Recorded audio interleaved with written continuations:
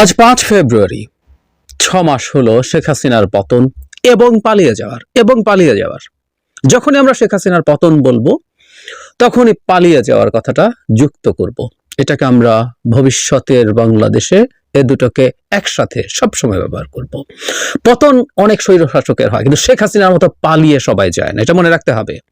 এরশাদ পালিয়ে যায়নি, সুযোগ পাওয়ার পরও পালিয়ে যায়নি, জেলে গিয়েছিল।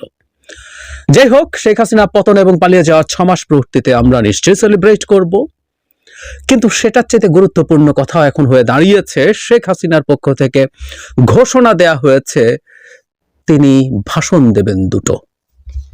একটা হচ্ছে ছাত্রলীগের তাদের পেজে, নিষিদ্ধ ঘোষিত ছাত্রলীগ, তাদের পেজে বলা হয়েছে 5 ফেব্রুয়ারি 2025 রাত 9টায় বাংলাদেশের ছাত্র সমাজের উদ্দেশ্যে বক্তব্য রাখবেন বঙ্গবন্ধু কন্যা দেশরত্ন শেখ হাসিনা।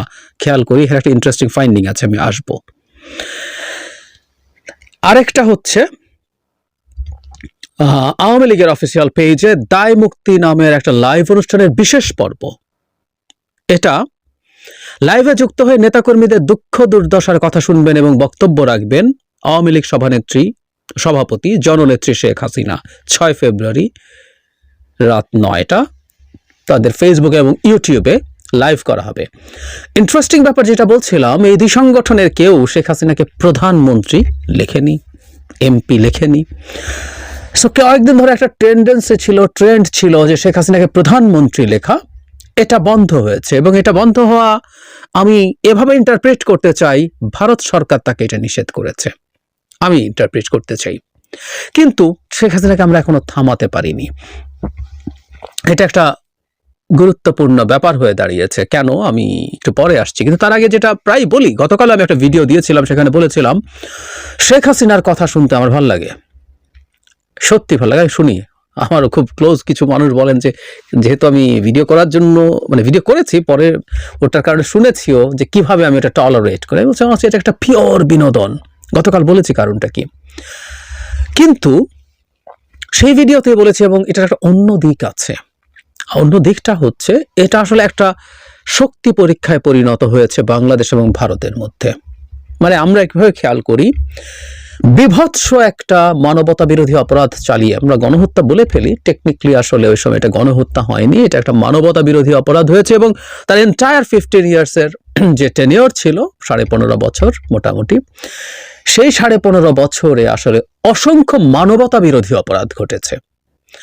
সেই অপরাধ সাথে র্যাম্প্যান্ট করাপশন তো ছিলই। সেই মানুষটা পালিয়ে ভারতে আছে, ভারতের আশ্রয়ে আছে, ইটসেলফ একটা ভয়ঙ্কর আপত্তিকর ব্যাপার।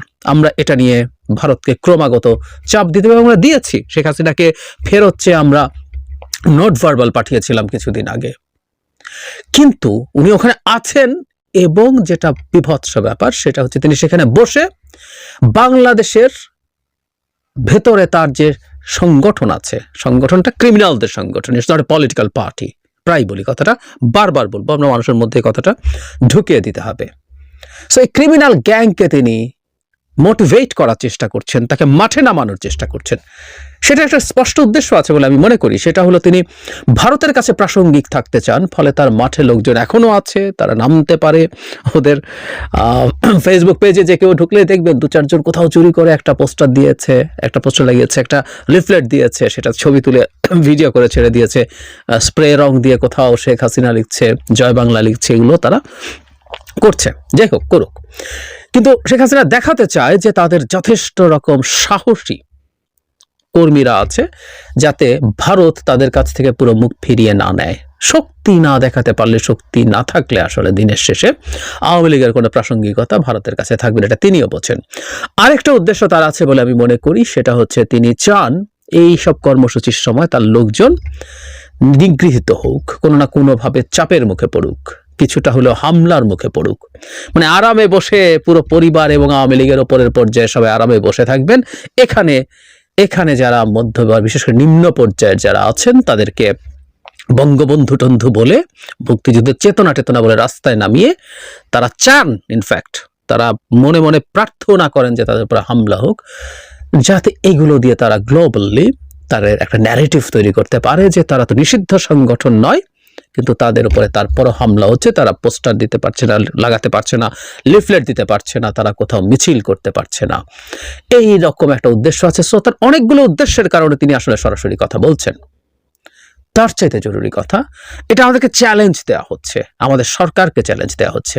আমাদের সরকার তাকে পাচ্ছি তো নাই, দেশে বসে তার ক্রিমিনাল গ্যাংকে তিনি অ্যাক্টিভেট করার চেষ্টা করছেন। We must add here, Chhatra League কিন্তু নিষিদ্ধ সংগঠন। ছাত্রলীগকে নিষিদ্ধ করা হয়েছে সন্ত্রাস দমন আইনে, এই সরকারের অধীনে। সেই নিষিদ্ধ সংগঠনের সাথে উনি কানেক্টেড হয়ে বক্তৃতা করবেন। এগুলো খুব ভয়ঙ্কর স্পর্ধার ব্যাপার। আর পরদিন তিনি কিছু লোকজনের সাথে তাদের টেস্টিমনি শুনবেন, তাদের দুঃখ কষ্টের কথা শুনবেন এবং সেখানে বক্তৃতা করবেন। দুদিন আগে তারা এটা ঘোষণা করেছেন। আমাদের মনে আছে নিশ্চয়ই, এর আগে বিদেশে 2-3টা জায়গায় তিনি এভাবে কানেক্টেড হয়েছিলেন, কানেক্টেড হয়ে তার বক্তৃতা করেছিলেন কিছু সভাতে। এবং সেখানে ব্রিটেনে, if I am not wrong, ব্রিটেনে আওয়ামী লীগের মন্ত্রী এমপিরা প্রেজেন্ট ছিলেন, প্রকাশ্যে এসেছিলেন। ব্রিটেনে এখনো টপ টপিক, ব্রিটেনের একটা ভিডিও ছড়িয়ে বেড়াচ্ছে, সেখানে তারা তাদের লিফলেট বিলি করছেন এবং অনেক বিলি করতে গিয়ে লোকজন নিচ্ছেন একটা সার্কাস, কিন্তু ওখানে তারা লিফলেট বিলি করছেন। Very interesting. মানে ওখানে ভারতে এগুলো করুক তারা। যাই হোক, যেটা বলছিলাম, সেখানে তিনি করেছিলেন এবং সেখানে প্রধানমন্ত্রী এমপি এগুলো লেখা হচ্ছিল। এবার নেই। আমি আবারও বলছি, এটা একটা গুরুত্বপূর্ণ উন্নতি। তাদের অফিসিয়াল পেজে, আই রিপিট, তাদের অফিসিয়াল পেজে শেখ হাসিনাকে প্রধানমন্ত্রী হিসাবে আর লেখা হচ্ছে না। তারা রিয়ালিটি মাইনা নিচ্ছে, তাই না? ব্যাপারটা এরকম হয়ে গেল। কিন্তু তারপরও তার কথা বলা আমাদের সরকারের আসলে খুব টাফ হওয়া দরকার। আমি মনে করি সামনের 2টো কর্মসূচিকে মাথায় রেখে, আজই একটা আর একটা আগামীকাল, ভারতের রাষ্ট্রদূতকে, মানে হাই কমিশনারকে রীতিমতো তলব করা উচিত। তলব করে এটা নিয়ে খুব স্পষ্টভাবে চাপ দেওয়া দরকার। নোট ভার্বাল হলে নোট ভার্বাল দেওয়া দরকার। এটা করতে হবে এবং এটার জন্য বাংলাদেশের যত আন্তর্জাতিক কমিউনিকেশন দরকার সেটা দেখানো দরকার। কারণ হলো, এই দেশে এই নারী যা করে গেছেন, তারপরও তিনি এই কাজটা করছে। এটা কত বড় স্পর্ধা, এবং সেটা ভারতের মতো দেশে বসে করছেন। সুতরাং ভারত কিভাবে এই রকম একটা বর্বর মানুষকে আশ্রয় দিচ্ছে, শুধু না, তাকে তার বর্বরতা কন্টিনিউ করার মতো সুযোগ করে দিচ্ছে। এটা করার চেষ্টা করতে হবে। এবং আমি মনে করি শুধু মুখ বন্ধ করাও না, তাকে আসলে বাংলাদেশে ফেরত যাওয়া লাগবে, তাকে এক্সট্রাডাইট করতে হবে। এই চাপ ক্রমাগত চালিয়ে যেতে হবে। বাংলাদেশ যে নোট ভার্বাল দিয়েছিল তাকে চেয়ে খুবই কাজের কাজ হয়েছে, তারা স্বীকারও করেছে, কিন্তু কোনো মন্তব্য করেনি। আমার মনে হয় বাংলাদেশের ক্রমাগত এই জিনিসটা চেয়ে যাওয়া উচিত। এটা যদি ক্রমাগত চাইতে থাকে, আমি মোটামুটি নিশ্চিত শেখ হাসিনাকে ভারত ফেরত দেবে না, মোটামুটি না, শতভাগই নিশ্চিত বলা যায়। কিন্তু এই চাপটা ক্রমাগত থাকলে অন্তত শেখ হাসিনার এই কথা বলাটা বন্ধ হবে। কথা বলা বন্ধ হওয়ায় লাভ কি হবে? লাভ হবে হলো প্রধানত যেটা, সেটা হচ্ছে ভারত শেখ হাসিনার পেছনে আর নেই। এই বোধ তাদের দলের নেতাকর্মীকে হতোদ্যম করে তুলবে এবং তারা এরকম খুবই উদ্ভট, ভয়ঙ্কর, বাজে ধরনের এক ধরনের আত্মঘাতী অ্যাডভেঞ্চারিজমে ভুগবে না। এটা একটা গুরুত্বপূর্ণ কাজ হবে, এটা হওয়া দরকার আছে। আসলে শেখ হাসিনার পেছনে বা দলের পেছনে ভারত থাকলে কোনো লাভ নাই। ব্ল্যাঙ্ক চেক দিয়েও শেখ হাসিনাকে হাজার হাজার মানুষকে গুলি করে, হত্যা করে, আহত করে, অন্ধ করেও ক্ষমতায় থাকতে পারে না ভারতের ব্ল্যাঙ্ক চেক পাওয়ার পরও। সুতরাং ভারত দিয়ে কাজ হবে না। কিন্তু যে বললাম, ভারত পেছনে আছে, এটা মিসগাইড করবে। ট্রাম্প এসছে, মোদির বন্ধু, যদি এর মধ্যে প্রচুর ঘটনা আছে, ভারতীয় অবৈধ লোকজনকেও ফেরত পাঠানো হচ্ছে, ভারতের প্রফেশনাল লোকজনের চাকরির খবর হয়ে যাচ্ছে, সেদিকে যাচ্ছি না, কিন্তু এই ন্যারেটিভগুলো অন্তত তারা ছড়িয়ে দেওয়ার চেষ্টা করছে। তাতে যেটা দেখা যাবে, এটা তাদের জন্য একটা শক্তির জায়গা, এবং এটা করতে গিয়ে মাঠে কিছু খেয়াস হবে। এতে আওয়ামী লীগেরও পুনরুত্থান হবে না, এতে শেখ হাসিনার চট করে আসা হবে না, বা ভবিষ্যতে যে কোনো দিন, দূর ভবিষ্যতে, আমি দেখি না, অদূর বার দিদি, দূর ভবিষ্যতে আওয়ামী লীগ, বিশেষ করে শেখ পরিবারের নেতৃত্বে, যে পরিবারটা আপাদমস্তক একটা ডাকাত, আবারও একটু যোগ করি, বারবার বলা হচ্ছে, তারপরে বলতে ভালো লাগে, তাই টিউলিপের মতো একটা মানুষ যে ব্রিটেনে থেকে বড় হয়ে ব্রিটিশ এমপি হয়েছে, জুনিয়র মন্ত্রী হয়েছে, সেও ডাকাত হয়েছে, হতে হয়, তার বোন সেও ডাকাত, মানে সব ডাকাত আসলে। তো এই পরিবারের নেতৃত্বে দূর ভবিষ্যতেও কিছু হবে না।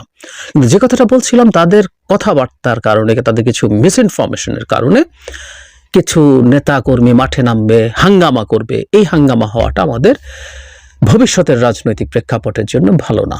কারণ আমি অবাক হয়ে দেখেছি কিছু কিছু এই দল করা মানুষ আছেন যারা বিশ্বাস করেন নেত্রী কিছু একটা করবেন। আমি ব্যক্তিগতভাবে কথা বলে দেখেছি আওয়ামী লীগ বা আওয়ামী লীগের প্রতি সিম্প্যাথাইজার্স ভারত এবং ট্রাম্প মিলে কিছু একটা করবে। সো এরকম বোধ যদি থাকে, এরকম বিশ্বাস যদি থাকে, আমাদের নিশ্চয় মনে আছে কিছুদিন আগে একটা গুজব ছড়ানো হয়েছিল ডক্টর ইউনূস যখন দাভোসে গেছেন ওয়ার্ল্ড ইকোনমিক ফোরামে, তিনি পদত্যাগ করেছেন এবং মন্ত্রীরা মানে আমাদের উপদেষ্টারা সব পালিয়েছেন। তখন বিজয় মিছিল করার জন্য যুবলীগ নেমে গিয়েছিল এবং গ্রেফতার হয়েছিল।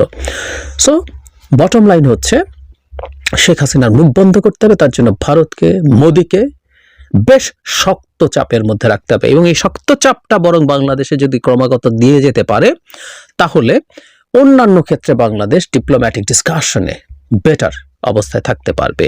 এবং আমি মনে করি শুধুমাত্র এখন আর কথা বন্ধ না, শেখ হাসিনাকে ফেরত দিতে হবে এবং আমরা বিভিন্ন দিক থেকে আমাদের যে যে জায়গা আছে আমাদের ক্রমাগত আসলে এই কথাটা বলে যেতে হবে, তাতে অ্যাটলিস্ট যাতে এটা হয়। চাপে কাজ হয় না তা না, আমি আবার ওই কথাটা তৃতীয়বার বলছি, কিন্তু আমি উল্লেখ করতে চাই শেখ হাসিনাকে প্রাইম মিনিস্টার দাবি করে আর তার সংগঠনে লেখে নেই, তাদের অফিসিয়াল পেজে লেখে নেই, অথচ এটা বলা হচ্ছিল এবং ভারতের মিডিয়াতে বলা হচ্ছিল। আমি স্মৃতি থেকে বলছি, আমি আমার আগের একটা ভিডিওতে বলেছিলাম একদিন একজন অ্যাঙ্কার একজন সোকল স্পেশালিস্টকে এনেছিল, তাকে x prime minister of Bangladesh Sheikh Hasina সাথে সাথে সেই গেস্ট তাকে থামিয়ে বলছেন আপনি তাকে এক্স প্রাইম মিনিস্টার বলছেন কেন? তিনি প্রাইম মিনিস্টার, তিনি এখনো বাংলাদেশের প্রাইম মিনিস্টার। যেন ফরাদ মজহাররা যেই ন্যারেটিভটা তৈরি করেছিলেন সেটা ভারতেও গিয়ে পৌঁছেছিল। তো ওখানে এখন এই মুহূর্তে আর দেখছি না। এবং ভারত আওয়ামী লীগ তার নিজস্ব বা অফিসিয়াল পেজে যখন করছেন, তার মানে আমাদের সরকার থেকে যে চাপ দেওয়া হয়েছে সে চাপের পরিপ্রেক্ষিতেই, প্রেক্ষাপটেই এই ঘটনাটা ঘটছে।